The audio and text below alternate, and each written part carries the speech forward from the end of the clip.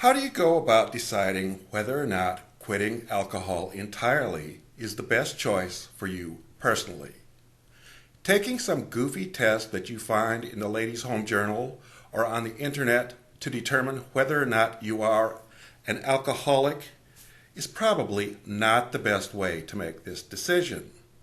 What we would recommend you to do is to do a cost-benefit analysis.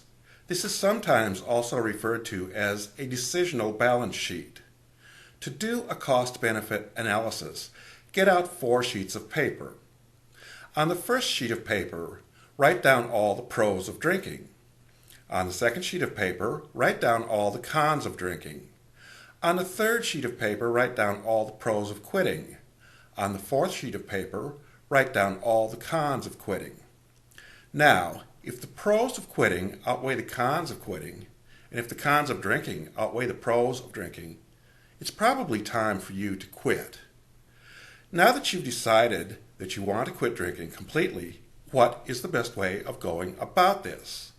First of all, we would like to say that you do not require divine intervention to quit drinking or to quit any other bad habit. You can do it on your own or with some help, some human help. Some people find support groups useful in quitting bad habits. Others find they do not need support groups. Scientific research shows that people are just as likely to quit without using a support group as they are to quit using a support group, regardless of how much or how little they may drink. If you do find a support group to be useful, remember, AA is not the only game in town. If you like AA and all that religious jazz and the spiritual stuff is good for you, then fine, go ahead, go with AA. If you're really turned off by all the religious stuff, all the higher power, all the spirituality, then that's probably not the way for you to go. However, there are other support groups which are purely secular in nature. They include Smart Recovery, SOS, Women for Sobriety.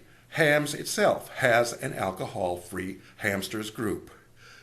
Now, if you require some additional help in quitting drinking, and support groups alone just aren't doing it for you, one thing that you could try is getting prescription Naltrexone and using it according to the Sinclair method.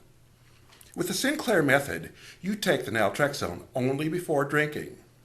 What Naltrexone does is to extinguish the bad habit of drinking. It takes about 3 or 4 months. Always take Naltrexone before you drink.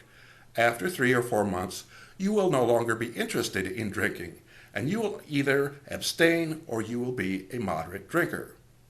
For more information about quitting alcohol or about harm reduction for alcohol, please visit the HAMS Harm Reduction Network. Our website is at www.hamsnetwork.org. Thank you.